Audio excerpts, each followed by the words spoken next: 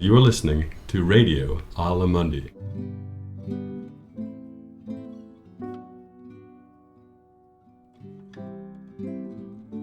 Hi there, wherever you are. I'm Marco Ricksecker, a freelance writer, reporter, producer, teacher, translator, tour guide, poet, singer, and songwriter. I speak several languages, and I'm the creator and founder of Radio Alamundi, an evolving podcast station where no language and all languages are spoken. It's a multilingual mix of music, poetry, lectures, languages, interviews, documentaries, recipes, and a lot more, co-produced with the students of the Alamundi International Cultural Center.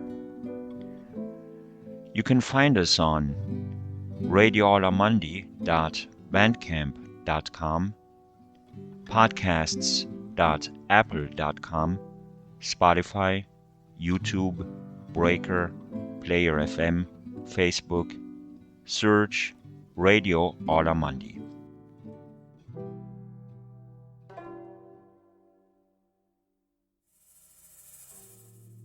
The following narrative includes excerpts from a collection of testimonies and interviews entitled Let's Talk About It Anywhere in the World, where it is all about people's voices, accents, and speech patterns, hand in hand with my own personal anecdotes and observations. In addition to that, people are free to introduce themselves and speak their minds openly in their respective, often indigenous languages and dialects without any paraphrases or expectations. So, let the story go on from there.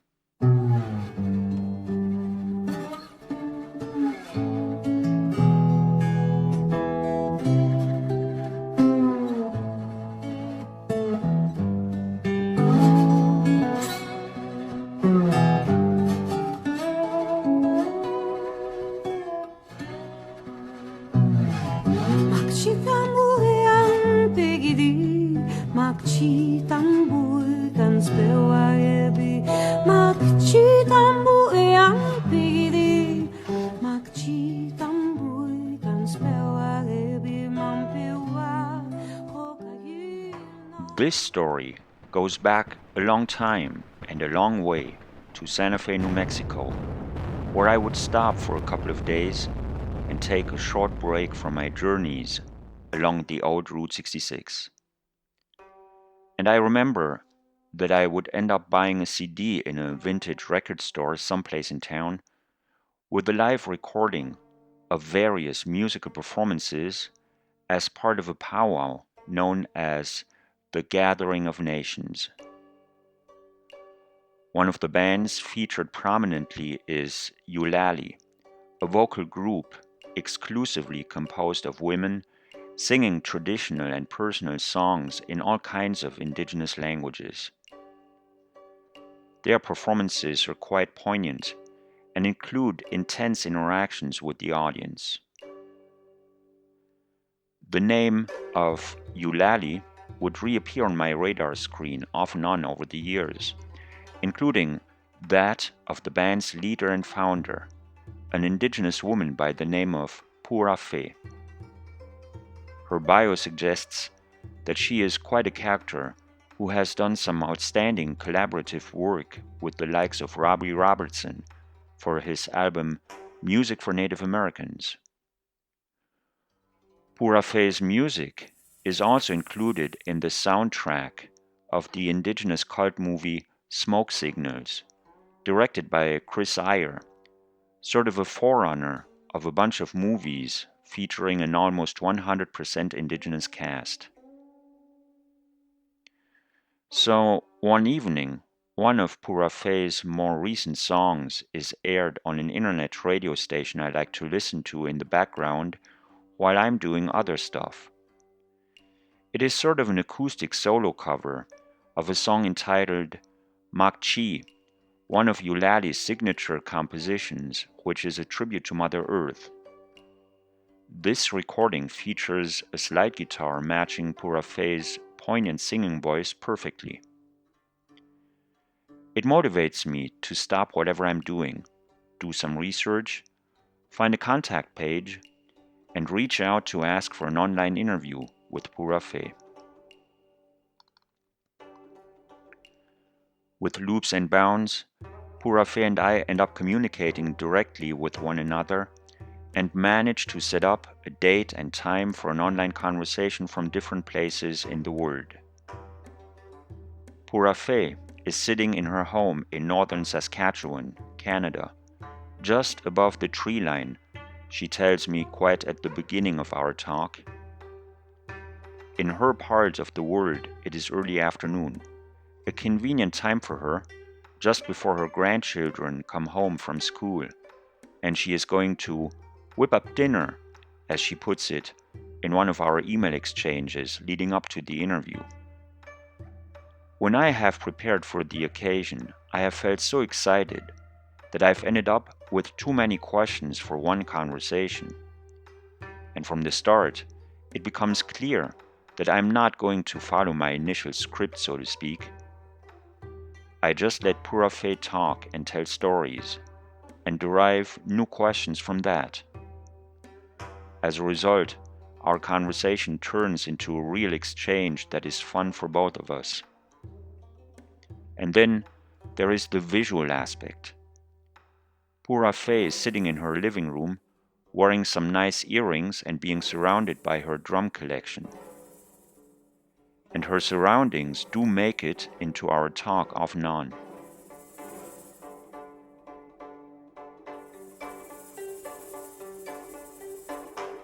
Okay, so my name is Pura Fé, and I am Tuscarora and Taíno and a host of other things. And I live presently in Saskatchewan, in Northern Saskatchewan. I'm right on the tree line of the boreal forest. And today is February 3rd, and it is presently 3:04 p.m. here. And it's also 36 below zero. It's very cold. So, yeah. What's the weather like over there right now? Lots of snow. It's very cold. It's minus 36. Yesterday was minus 46.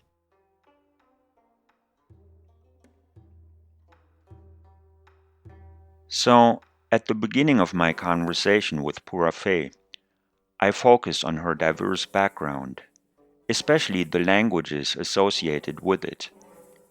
She aptly puts it this way: "Singing is my first language," she explains, a statement we go back to when we discuss her favorite musical instruments later on. Which languages do you speak? I speak English, and I know just a little bit of Tuscarora, and I don't know any Taíno, any Arawak at all. I wasn't raised with that side of my family, and our people in Puerto Rico and throughout those islands there in Cuba and Dominican Republic.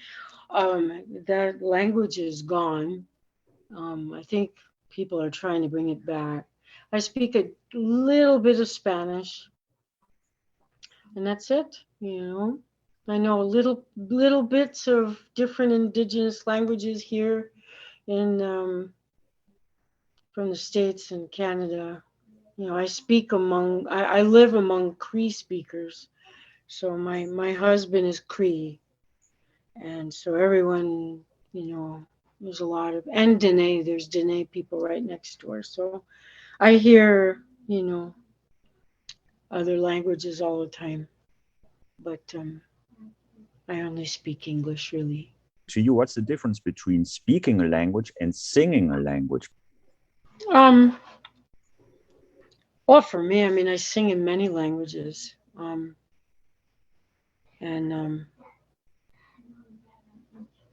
they're not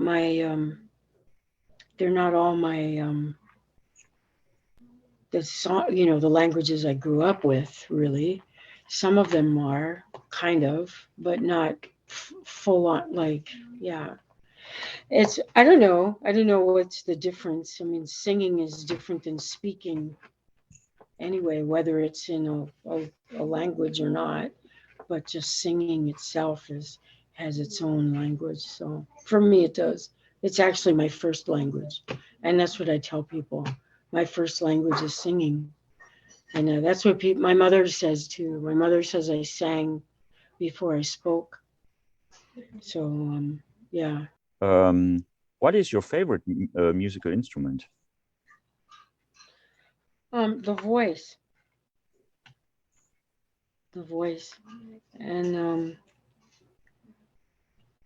and then I guess like technically like probably guitar, and I can't really play the way I wished I had um, taken the time to learn. But I listen to a lot of guitars. I always have since I was little, and from different styles and from all over, everywhere, all kinds of string instruments, from like banjos and all types of, you know, like Japanese banjos and all the type of different, and ouds and all of that. I just love guitars and bass. Bass is all upright bass, and yeah, I like acoustic instruments, but I like electric too. So I mean, I listened to a lot to. I really fell in love with Jeff Beck's guitar and Paco de Lucia, and there's so many. There's too many to mention, and I mean I love rock and roll as much as I love anything else. So guitar would have to be my favorite, and I love piano as well. But I do love an upright bass. I'm very fickle. I'll go back and forth with what I like more, So I'll listen to all types of different. I mean, the guitar playing is just it's grown. I mean, you've got these 5-year-old kids like they're all slapping it and doing all this like digga digga. You know, it's just it's like it's reinventing itself over and over and over. It's just everything has become so much more technical, and then at the same time, then there's just beautiful, soulful playing as well. So yeah, guitar. I listened to. I mean, I loved listening to vocals as a kid more, and I loved listening to women's voices. But as older I got, the more I listened to guitars and men's vocals, and I really loved a strong, gruffy voice. I really, really love that, and yeah, I like horns too. There's an amazing young horn player that you should hear if you haven't already, and his name is Delbert Anderson. Have you heard him yet? No, not yet. He's Dene. He's from Farmington. He's from New Mexico. He's young. He looks younger than he is. He's got a baby face. But this he can play like um he reached out to me some years ago, and I finally sat down and I turned on a YouTube and I listened, and my mouth just dropped. I was like, oh my God, who is this young guy? And so um, he's getting hired all over the place, and he's showing up to do all kinds of festivals, and yeah, he's no joke. He's the real deal. He loves Don Cherry. He just did a tribute album to Don Cherry, and I did everything in my power to get there to do one song with him. So I did record one song on his album for Don Cherry, and he can even play that little tiny piccolo, that trumpet, that little teeny and he plays it so well, and that's a hard instrument to play. Everything he plays it's just perfection and beautiful. So you got to hear him, Delbert Anderson. And he Okay. has a band called DDAT, and they play all genres, everything. And they mix everything up. And he even uses some of the Dene old songs and he puts it in a jazzy. Um, he's also a teacher. He teaches music at one of the universities. Um, anyway, he's very special. You should listen to his music. One of our earliest topics focuses on Pura Fé's ongoing projects, including a canoe journey as an artistic performance beyond the boundaries of geography. The canoe symbolizes indigenous traveling across oceans and lakes and along rivers long before the arrival of Europeans on Turtle Island, as natives like to refer to America as a continent. Pura Fé's idea is to make the canoe journey a musical performance that includes video footage of little stories she tells through all kinds of media, such as laces, embroidery, and painting. One of those stories is a creation myth that modern science has confirmed through studies, observations, and discoveries in fields like archaeology and astronomy. What's the story? Well, actually, I mean, I've been recording at home. Um, I learned during this whole pandemic how to use equipment and self-taught. I really don't know what I'm doing, but I've managed to record a lot of songs. And all of them are basically canoe songs and um, and some drum songs. And it's not finished because it needs other people on it. So yeah, I need to bring in some. Well, maybe not all the pieces, but some of the pieces. There's more to be done. And but the next album I would like to do is a funk album. I've been wanting to do a funk, so I've been talking to musicians and horns and all. I want the whole 9 yards. So, well, of course there'll be Tuscarora, but I am looking forward to bringing in Arawak and language and yeah. So like the whole canoe journey, and that's my idea. It's just all these ancestral waterways and the different trade routes that were strong at one time between different nations. And I just think that's such a great, it's almost like a map, but musical map. Um, like that. That's really where I'm going with. That's why it needs more people. So I'm hoping to bring in people to lay down their voices, and I'll have to send it around, but that can be done.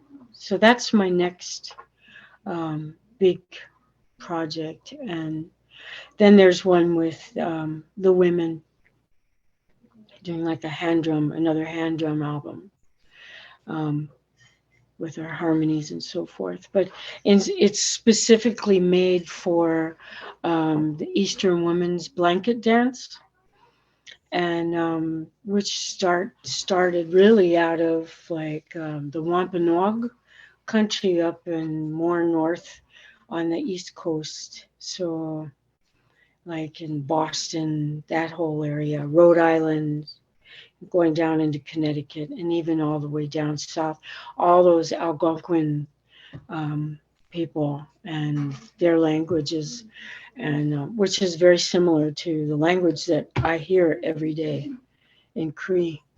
So I'll be singing in those languages, and yeah, and those are going to be blanket dance songs for the women, and because it became a dance a dance category at powwows, and I see these women dancing to those Plains war drum, and it bothers me. I don't want that. I want to see something else. I want to honor those women, you know. And because I'm an Eastern woman and sing and drum and all that, and I just said I'm going to make them some songs that are appropriate and really work with their dance. So so from one Eastern woman to some others, that's what I want to give them. So I'm doing a whole album like that. So I've already recorded quite a few songs, and and I recorded quite a few canoe songs as well. They can go interchangeable, really. Um, so they're all very canoe people, anyhow, all the way up and down the coast. So that is the other reason why I really wanted to do canoe songs, because it's just an old tradition, and the dances that go with it, and just keeping connected with our waters and with each other in terms of our ancestral waterways and so forth. It's just it's the right thing to do, and it's a beautiful type of song. So I think people will really love it. It's very it's healing. So, and then, being connected now with a lot of my father's, well, my family in Puerto Rico, and now they've moved to Florida. And just that connection there is an old connection in the whole Atlantic and Caribbean Sea, all those, the mainland of South America and North America and all the islands, that just that little area, and that connection and of indigenous peoples is really old. So I thought that would be really beautiful also to tie in with the music, and even Tuscarora people down in the south, and all those southern tribes down into Florida and so forth, had total connections with all the tribes in the on the islands and so forth. There's a lot of old kinship. And so I just thought this canoe album is really needed. It can really bring something more understanding and expansion, historical and coming together. So How would you describe yourself as a storyteller? um oh, I don't know. How would I describe myself as a storyteller? I don't know. I'm always passionate about something, and it takes me on a journey. That's the way it usually happens. It's like I recognize something that really resonates with me, and it's almost like I was there. I really see it and I feel it and I know it. So it unfolds naturally, and that happens a lot to me with a lot of things, not just in music, but um, yeah. So it kind of calls me, and then I just go, and I know what to do. How would you describe yourself as a dreamer? Oh, maybe someone who doesn't ever wake up.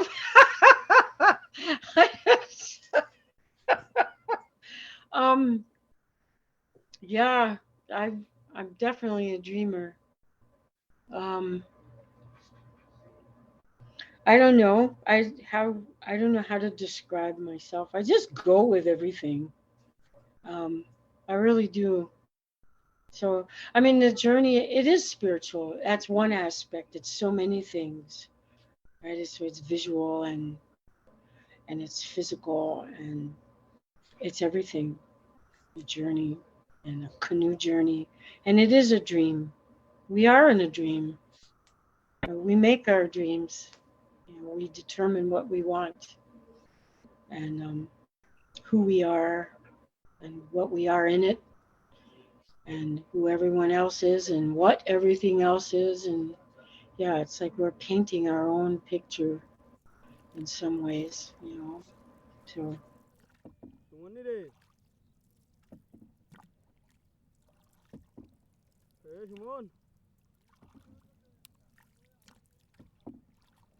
I could not imagine a conversation with an indigenous person without humor, whether it is present through laughter, puns, and jokes, like in my talk with Pura Fé, or as a topic that we also discuss in detail at some point. What's your sense of humor like? Yeah, well, yeah, I mean, we're all ready to laugh. I think the almost natural response to a lot of things that happen in the world is to match it with a joke or something light, because that brings the balance back, right? So it's like, it's almost, if it's too heavy on one side, you have to throw that other thing so that it can exist in balance, right? So I think that's what I never thought of that in that way until you asked. So yeah, I mean, I like to laugh. Sometimes it can get a little mean too.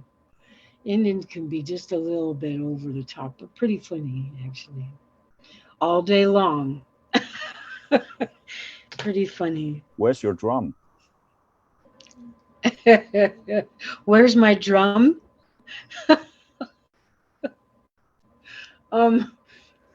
There's lots of them up there hanging. Yes, one right here. Yeah. Yeah, I've got lots of drums all hanging up on my wall. You didn't mean that literally though, did you?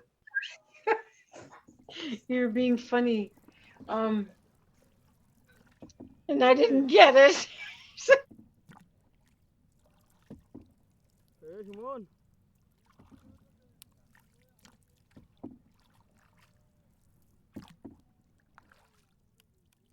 How musical do you feel today? I'm painting actually.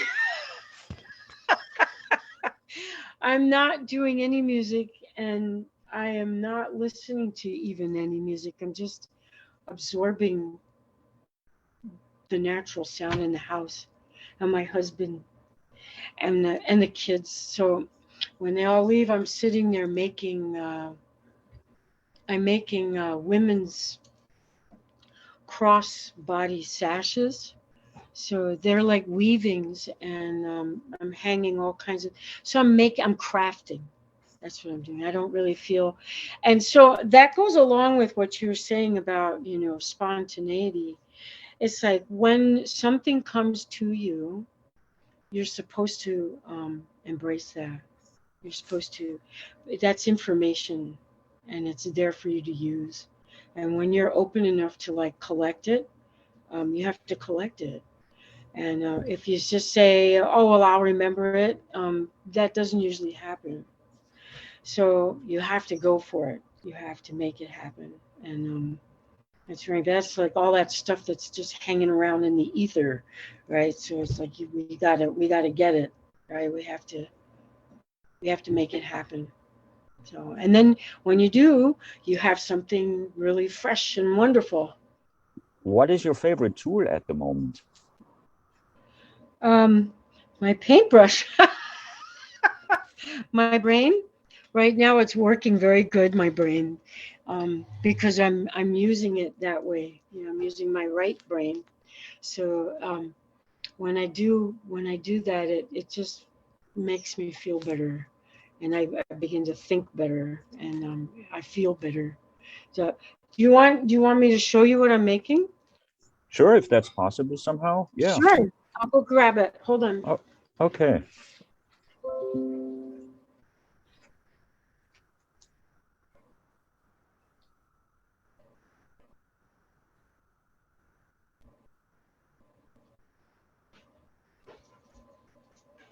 I'll show you a couple things.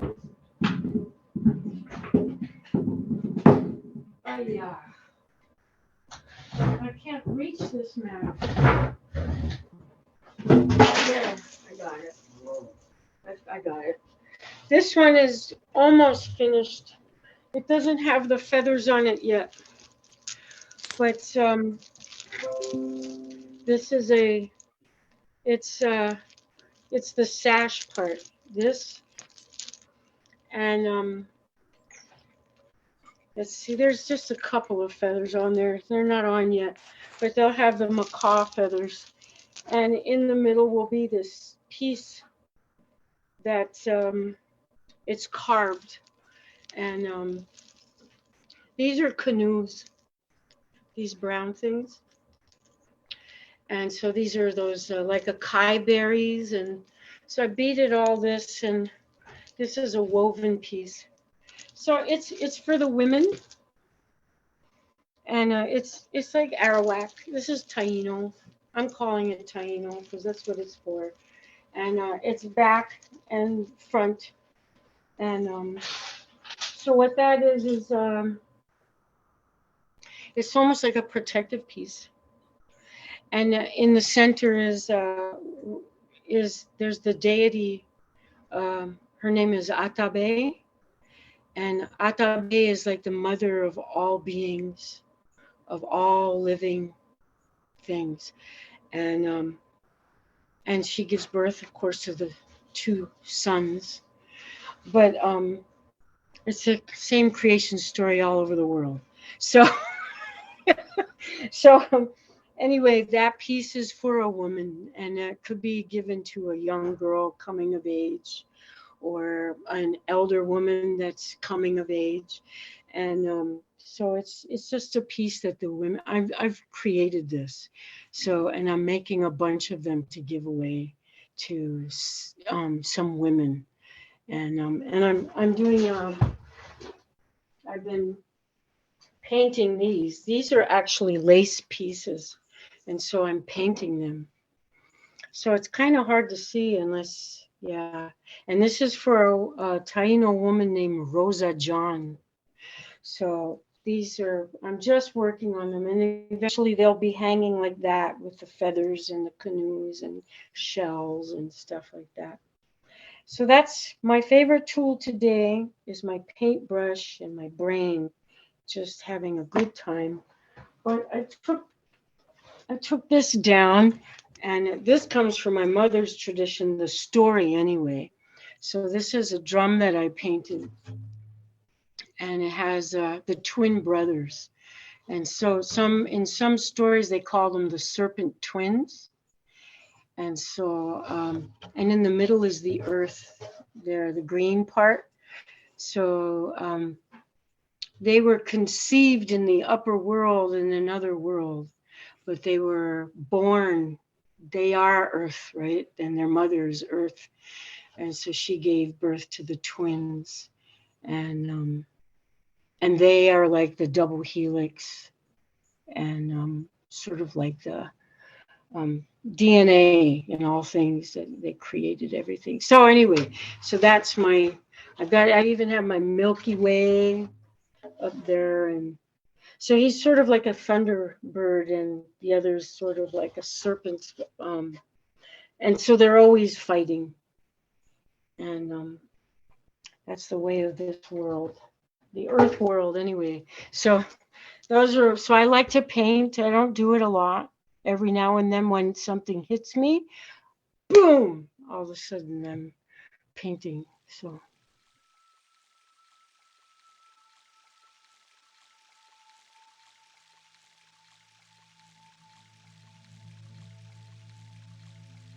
In the course of our conversation, Pura Fé shows me one of her fanciest paintings on a drum, and one of the dresses she has made and is going to give away. So it is going to be a musical trip, literally from any given point A to any other given point B. The travelers are women who sing throughout the journey. Speaking of drums, they are the centerpiece of another project of Pura Fé's. But so much more is going on in her life, and she is first to admit that sometimes she gets carried away between all kinds of projects involving drum songs, blanket songs, a funk album, and whatnot. So there are many ideas and projects which we discuss in our conversation. So your project, I know it's a musical project, but do you have any film project about it? I'm hoping. I mean, I did apply to see if I could get that kind of assistance, funding, and so forth.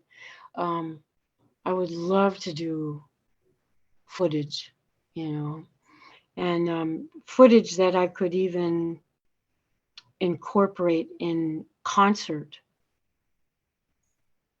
So if I were to travel, I could have that footage, and even the audio of the footage could be part of the music in the concert. So I could sing or talk with it, poetry and so forth. So that's just an idea. And but yeah, I would love to have footage, and that's what I would like to do with it, and make videos with it too. So Especially when you showed me the drum that you've painted, what practical use would it have then? Is it something to look at or is it something to listen to? both. So if you're going to be listening to it, you might as well make it look good. So, yeah. So you want to honor something that you like so much that you're going to put a picture on it. So it becomes a deeper meaning. Yeah. So with what the picture on the drum represents, would you play it on any occasion or just on special occasions? That I would play it all the time, but because the paint is, the drum is a little fragile, so I don't play it often. I play the one that doesn't have much pictures on it at all, because it can handle being hit without chipping. So, yeah. If you could make a Hollywood movie, what would it be about? I think it would be about people knowing their power. Yeah, and what they would do with it, and would also show like yeah, that's, I don't want to go deeper right now, but that's basically it. That can go a million ways, of course, but to know your power, maybe just showing what a different world would be if we knew our power, in a good way. So, yeah, and afterlives, and yeah, I mean, yeah, that's good enough.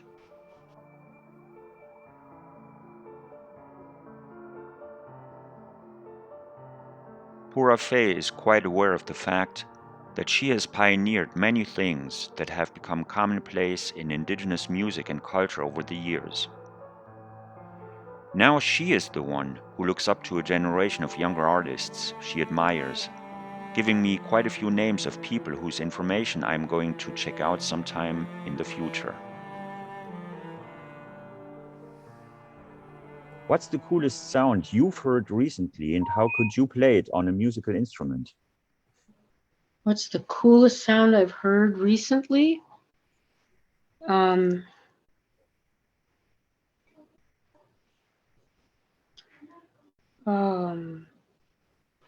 I don't know what's the coolest sound I've heard recently. I've been playing my conch shell recently, wishing that I could get a few of them and learn to play them. Are you familiar with Steve Turre? No. He's an amazing trumpet player, and I think I think one of his parents is from Mexico and the other one is from Puerto Rico. I'm not sure. He used to play with Eddie Palmieri. Do you know who Eddie Palmieri is? Yeah. Okay. So he was the trombone player for Eddie Palmieri. Really tall, long braid way down to his knees, and he had a little Fu Manchu mustache, and he wore a little like Libyan cap on his head. And yeah, he was interesting the way he dressed in his suits and stuff. He plays conch shells because that's his people's instrument, guamo. And so he takes it to another level. Like he will play whole songs and solos with a guamo. Anyway, so that's one of my coolest favorite sounds that I would like to learn to play. Not like him, but I would like to try to make it more melodic and do more things than just blowing, because we're calling in ancestors. I would like to like make a real song with it. So yeah, and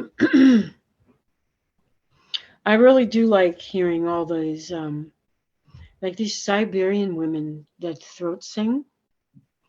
I've been hearing a lot of them recently, and yeah, I'd like to bring. I did work with a fellow who's re-releasing an old album that I worked on with him. It was called The Condor Meets the Eagle, and it was up for Juno years ago. But he's re-releasing it because it was before its time. It was almost like 30 years ago. And we came up with all this stuff way before anybody was even ready to embrace that type of sound and what we were doing. And we were mixing like Andean flute music and like all these guys and he's from there. And along with, Northern hand drum and regular drum. And we were mixing all of this together. And so he had a track of these elder throat singers, Inuit women, and they were really good. They were like the old school, real deal type of, and so I took that and I looped it, and I made that was my my rhythm track. And I used that, and then I laid down the flutes and the bombos, and then in one of my languages from home, and all our harmony it was just awesome. People didn't understand what they were listening to, but I think now it's the perfect time to release all that. And it's just all these indigenous sounds meshed together, and without having to overproduce, and but just those natural sounds alone together, really it's pretty amazing. So One of the things Pura Fé tells me is that she just goes for it. She doesn't dwell too much on an idea, but rather puts it in practice almost instantly. The same goes for traveling and interacting with different people and cultures anywhere in the world. How can you define beauty? how can I define beauty? I don't know how. I don't have words for that. I mean, you can I mean, everything has beauty in it, so I don't know how I could define it, except for each thing that I would describe maybe. But yeah, I don't know how I would define. That's a deep question. Define beauty. Oh, uh, I don't know. I mean, nature is beautiful. So I think the most beautiful things are natural. So yeah. There is an expression, a phrase in Quechua, which is sumach causai. Sumach, beauty, causai, to live.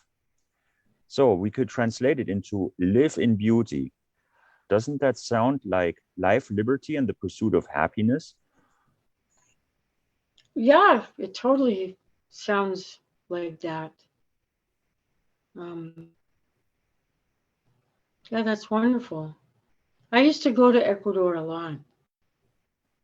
Up in Otavalo. I used to stay up in Otavalo and Imbabura and Cotocachi and those different areas. Yeah, yeah, I mean, it's a beautiful. Yeah, it's almost like saying.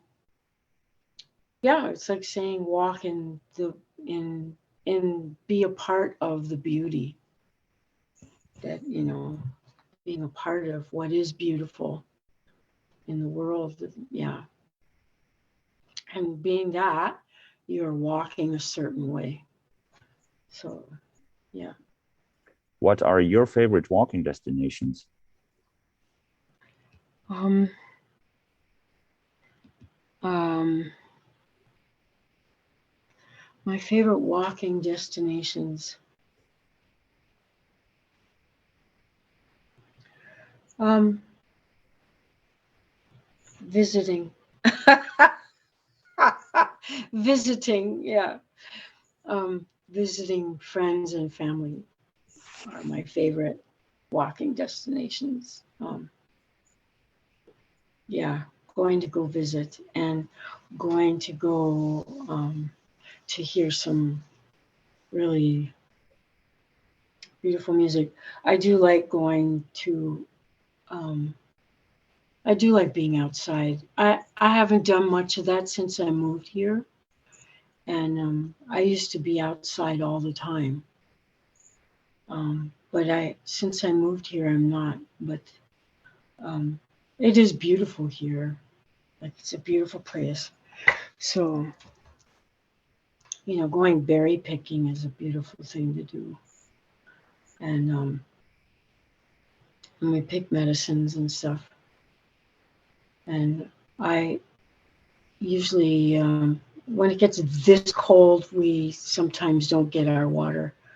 We'll go get spring water from the store, but we haul water almost all year around. And so that is one of my favorite walking destinations, is going to go pick up water. So, yeah.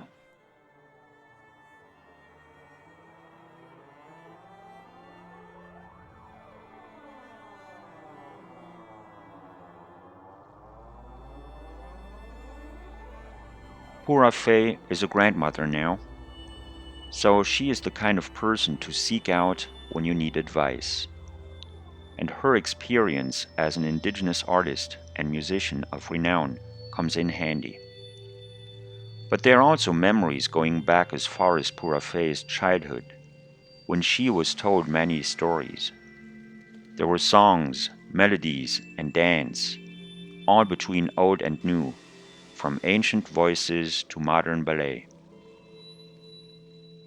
What sort of advice would you have for a student in your field or line of work?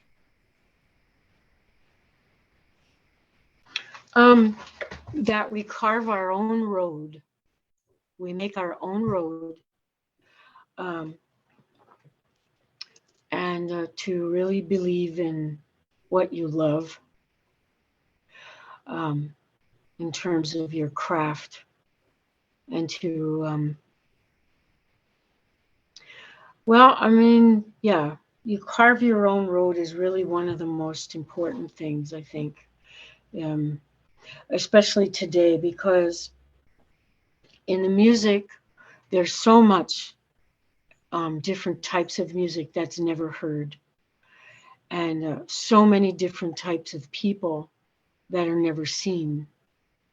And so there is a place for everyone. And there's a way to make music these days, especially with internet and so forth. We don't have to rely on a record label. We don't have to rely on all these things. We are our own uh, leader of our own craft that we're flying. So we can pretty much fly it wherever we want to. So I think those are important things to know, that nothing can really shut you down. You can allow it to shut you down, but if you want to keep it open, then you will find ways to make your craft, your work, your heart sing, everything. You can do it. So those are my observations, and it's what I had to do. I had to do that. There was no record label that was going to pick up what I did. It wasn't until later, once we started demonstrating it and bridging it, and we began to bridge our worlds with other types of musicians and people from all over the place. So whether it was mainstream, cultural, or whatever kind of avenue, whatever bridge we were building from one place to their place, and so yeah, there's just so much. I mean, it's endless. I mean, and as like I was saying earlier, you see how people are reinventing instruments and music all the time, and so don't be afraid to do that. And when something comes to you and hits you, go for it, because it's handing you something. The universe hands us things all the time. Um, so don't miss out on the wave. When that wave comes, don't jump off of it. Go with it. You ride it to the fullest, because it's trying to take you somewhere, and it's yours. So yeah. What was your favorite children's song or children's story that you grew up with? Um,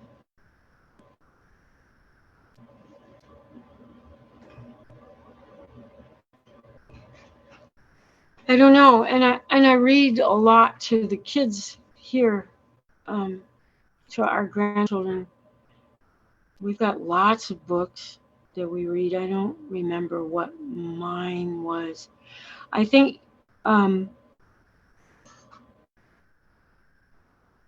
mean, I grew up with a lot of European classics, as a kid. And that was something my mother loved.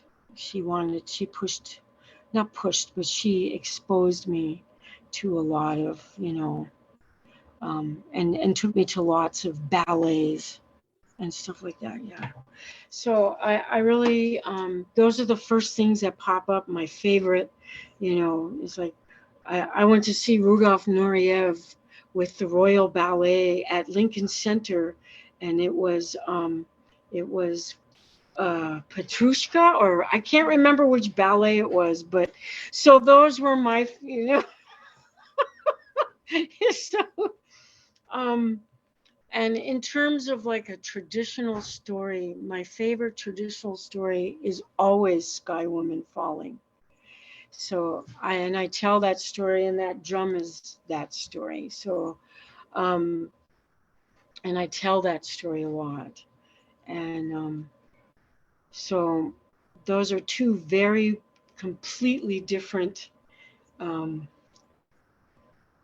things. So those were my favorite things as a child. And and the reason why always for children is because it's magical. All of that is magical, and you see the magic in the stories, the things that the people could do. And so we get to witness our dream state before us, right? So, yeah.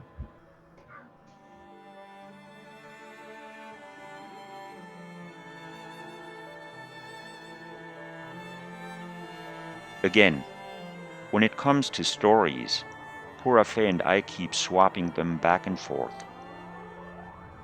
One of mine goes back to my travels in Peru and Ecuador, where Pura Fé has had the opportunity to visit with local artists and artisans as well. Our exchange goes as far as Pura Fé asking me if I play music at some point. Yes, I do, I tell her, and almost instantly pull a harmonica out of my backpack, show it to her, and play a little tune on it. So you're a harp player, she comments. But our musical exchange goes even further.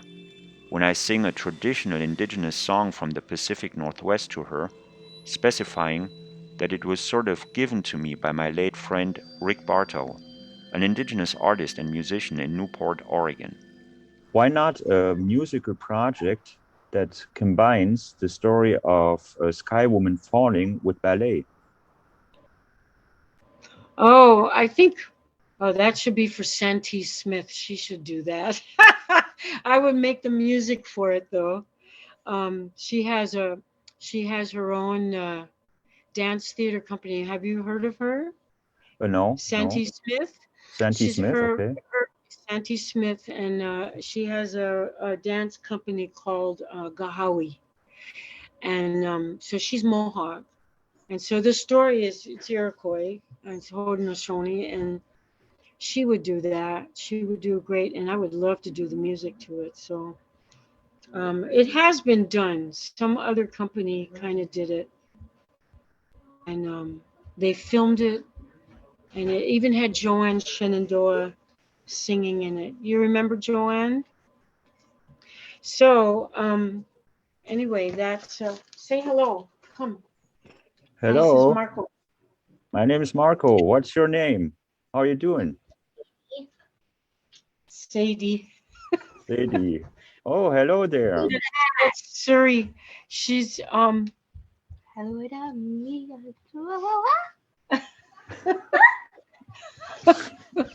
they're super readers. They read a lot. What can I do for you? Um, I don't know. Do you play music? Are Oh, you a musician? I was almost going to bring that up. Yes, I am. I'm a singer-songwriter myself. I actually wanted to Okay. try to show you something that I have right here, because you've shown me what you're working on. And just a second, because I have to take it out of my backpack here right now. I always have it with me. Here it is. Okay, that's my favorite musical instrument. Can you see it? Oh yeah. So you're a So harp player.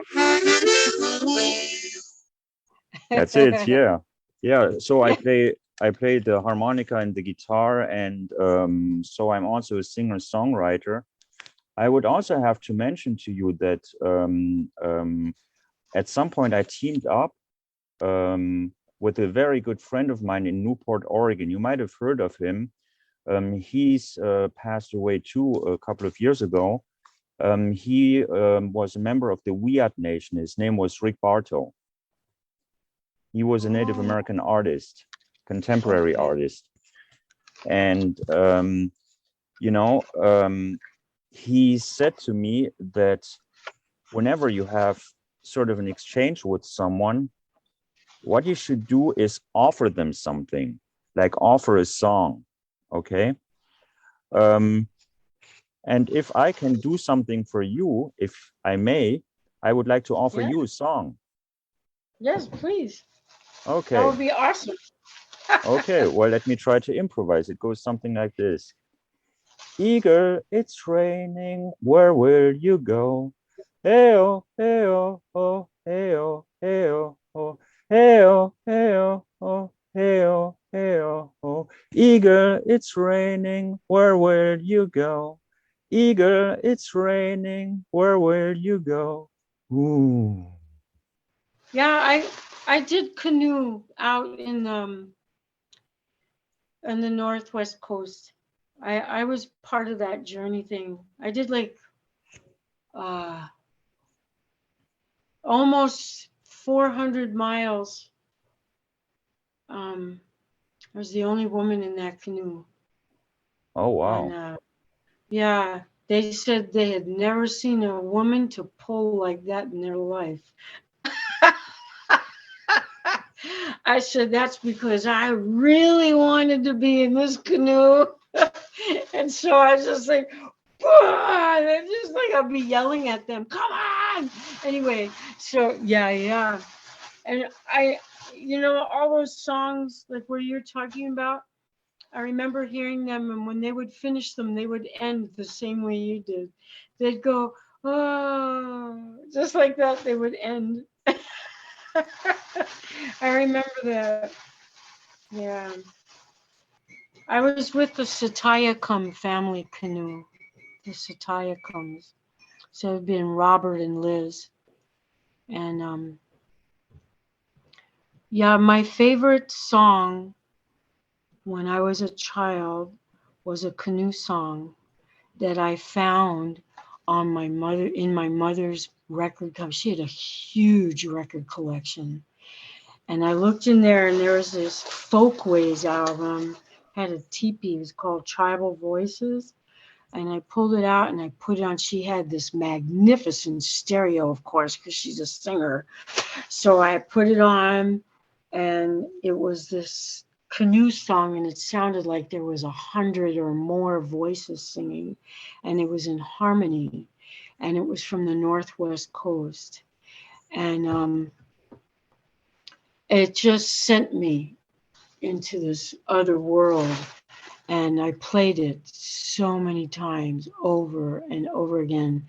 When I moved to Seattle and met the Satayacums, and they were teaching us these canoe songs, and she kept singing this one song, and I was just like, that sounds so familiar. Anyway, I found online that canoe song, and it was the song she was singing. So it was so crazy. And then I played her that recording, and it blew her away. She goes, I've never heard this. And it was like all these voices and singing in harmony. It's pretty amazing. So to me, canoe songs are the most amazing thing. But anyway.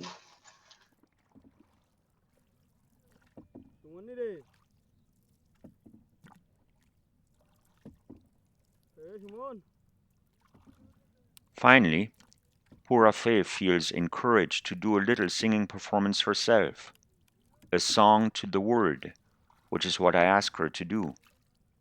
It is a song about water and its importance, and her singing is poignant and makes me feel outright emotional.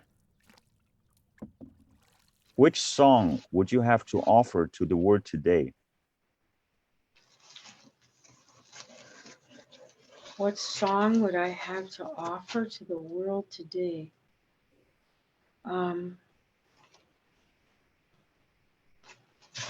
Well, Ni ben gizageigu chimigwichawe ni migu gizawe ni migu ni ben gizageigu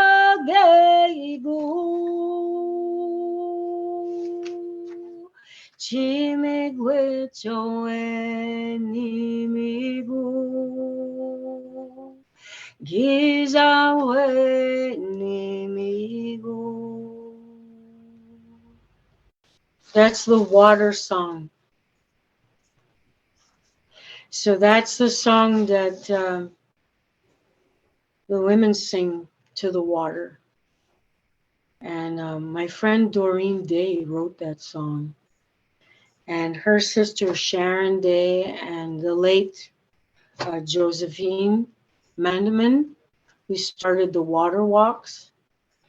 Yeah, them. So that's part of their prayer and tradition now to sing to the waters, to bring the health back, to remember the waters as they were, and to return the water back to its health. So that's the song I think that the world needs to hear. Eventually, Pura Fé and I do not shy away from more trivial topics, such as the cold weather in Northern Saskatchewan at the time of our online interview, what blueberry season is like up there, and the surrounding scenery. And when her grandchildren arrive from school, Pura Fé even introduces me to them shortly before we wrap it up.